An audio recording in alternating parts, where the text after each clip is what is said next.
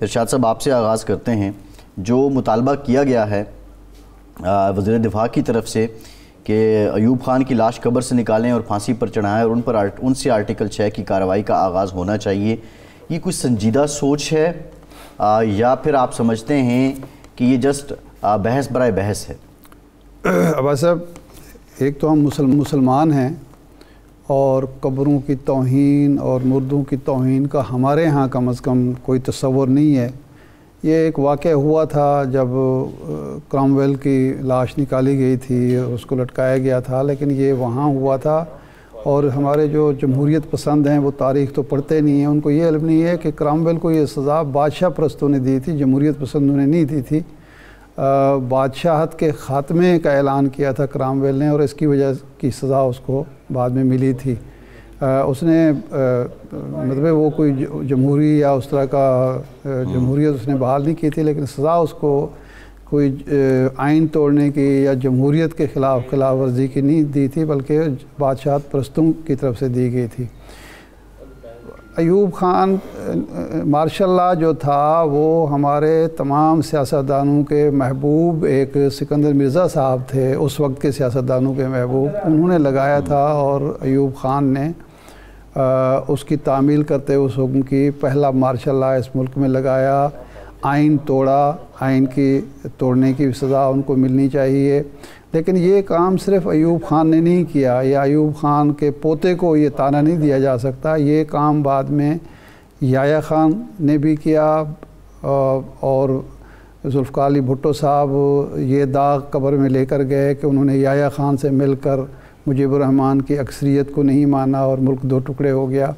یہ کام ضیاء الحق صاحب نے بھی کیا، اور جن کے دور میں جن کے مہربانی سے جناب خواجہ آصف صاحب کے والد گرامی ان کی قائم کردہ مجلس شورا کے چیئرمین رہے، اور وہ ان کو سپیکر بھی قومی اسمبلی کا بنانا چاہتے تھے، لیکن باوجود بنا نہیں سکے کیونکہ ممبران اسمبلی نے بغاوت کر دی. وہ ارشاد صاحب صفائی دی ہے، انہوں نے کہا کہ معافی مانگ لی، ہم نے تو اس کی معافی مانگ لی ہے، آپ بھی معافی مانگیں. ادم صاحب نے کہا تھا کہ کون ہے جس نے میں نہیں چکھی، کون جھوٹی قسم اٹھاتا ہے، میں کدے سے جو بچ نکلتا ہے تیری آنکھوں میں ڈوب جاتا ہے. میرا خیال ہے معافی سب کو مانگنی چاہیے جو مجرم ہیں اور جو لوگ ان مجرموں کے جرائم میں شریک رہے ہیں، لیکن آگے بھی اس سے بڑھنا چاہیے کہ آج جو الزام لگ رہا ہے وہ تو ان لوگوں پر لگ رہا ہے جو اس وقت اقتدار میں ہیں کہ انہوں نے آئین کی خلاف ورزی کی، انہوں نے مینڈیٹ چرایا. تو میرا خیال ہے اس بحث میں جانے کے بجائے بہتر یہ ہے،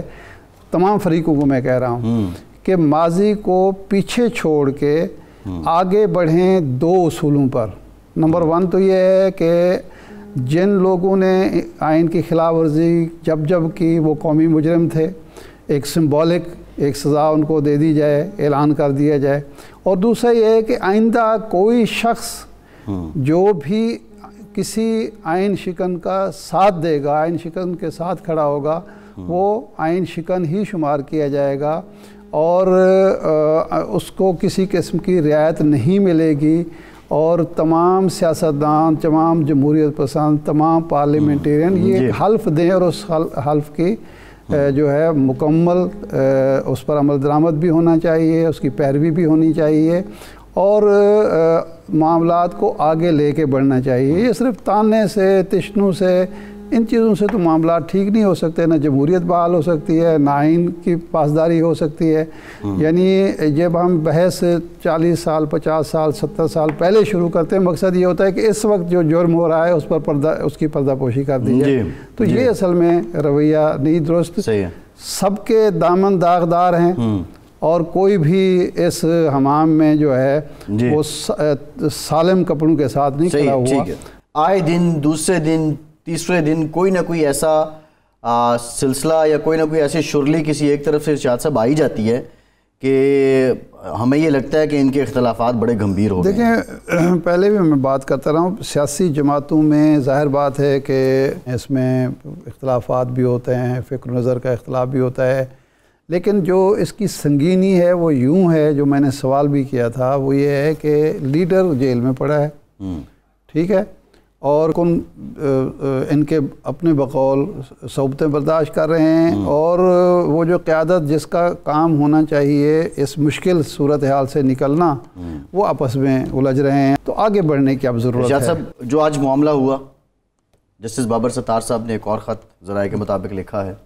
نہیں ذرائع اب تو اٹارنی جنرل صاحب نے اس کی وضاحت بھی کر دی ہے. تو میں حفظ ما تقدم کے طور پہ، کیونکہ آج محسن اختر کیانی صاحب کی عدالت میں توہین عدالت کا ایک کیس بھی چل رہا ہے، اور اس میں نہیں بلکہ توہین عدالت کا ایک پنجاب کا اپنا قانون بھی آ رہا ہے، اس پہ بھی حتیٰ کہ عزت کا، اور توہین ایک پیکا ایکٹ میں بھی ترامیم ہو گئی ہیں. تو ہمیں اب بہت زیادہ محتاط رہنا پڑے گا، کیونکہ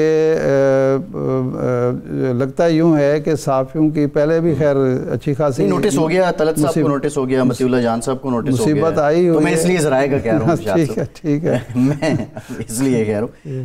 بنیادی سوال یہ ہے کہ جو وضاحت حکومت کی طرف سے دی گئی ہے، انہوں نے یہ کہا کہ کسی قسم کو جو ہے وہ روکا نہیں گیا، اور ایک ریکویسٹ کی گئی ایڈوکیٹ جنرل اور اٹارنی جنرل کی طرف سے، جو ایک طریقہ کار بھی ہے پہلے سے رائج ہے کہ یہ معاملہ حساس نوعیت کا ہے اور آپ اس پہ ان کیمرہ سماعت کر لیں. تو اب اس کے بعد یہ خط لکھ دیا گیا ہے. اٹارنی جنرل صاحب نے جو بات کی کہ عدلیہ اور ایگزیکیوٹو کے درمیان ایک مخالفت کا جو تاثر ہے وہ دیا جا رہا ہے.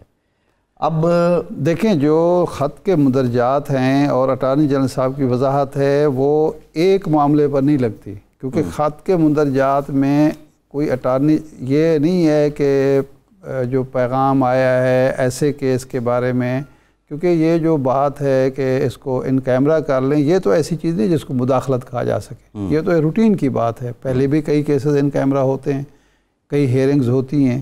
تو یہ تو ایسی چیز نہیں ہے. میرا نہیں خیال کہ جج صاحب اس بات کو سمجھ رہے ہیں کہ میرے کام میں مداخلت ہوئی. انہوں نے تو کہا کہ سیکیورٹی آفیشل کا نام لیا ہے آفیشل کی طرف سے، لیکن آگے مینشن نہیں کیا. نہیں مینشن نہیں کیا، لیکن جو بات کی ہے بات پر توجہ دینی. انہوں نے کہا کہ جی مجھے کہا گیا کہ اس معاملے سے پیچھے ہٹ جاؤ.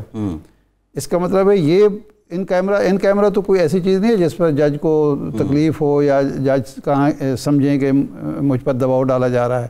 وہ تو صرف اٹارنی جنرل نہیں، کوئی بھی وکیل یہ کہہ سکتا ہے. یہ تو ہوتا ہے نا. اور خاص طور پر جو کیسز ہوتے ہیں اس نوعیت کے جس میں ریاست کے حساس معاملات انوالو ہوتے ہیں، ماضی میں کئی چیزیں ہوتی نہیں ہیں. یعنی ایک ہی کیس میں ہوتا ہے کہ اس کا ایک پورشن جو ہے ان کیمرہ چلا جاتا ہے. جی سیاسی کیسز میں ایسا ہوتا ہے کہ جی ہم کچھ معلومات دینا چاہتے ہیں. بالکل صحیح کہہ رہے ہیں. آپ کو یاد ہوگا جب نواز شریف صاحب کا 93 میں برطرفی ہوئی تھی تو وہ کیس جب ایک بینچ سن رہا تھا، فل کورٹ بلکہ سن رہی تھی، تو اس میں اس وقت کے جو گورنمنٹ کے طرف سے وکیل نے کہا کہ جی کچھ چیزیں ہم ایسی پریزنٹ کرنا چاہتے ہیں حکومت کی طرف سے جو حساس نوعیت کی ہیں. تو ایک دن جو سماعت تھی وہ باقاعدہ خفیہ ہوئی تھی اور اس میں کوئی شریک نہیں ہوا تھا. تو اس لیے اس معاملے کو تھوڑا سنجیدگی سے لینے کی ضرورت ہے، اور یہ مسئلہ حکومت اور جوڈیشری کے درمیان بدمزگی کا باعث بھی نہیں بننا چاہیے. حکومت اور جوڈیشری کے درمیان کوئی تعلقات خراب بھی نہیں ہونے چاہیے. اس کو دیکھنا چاہیے آزاد عدلیہ کے حوالے سے.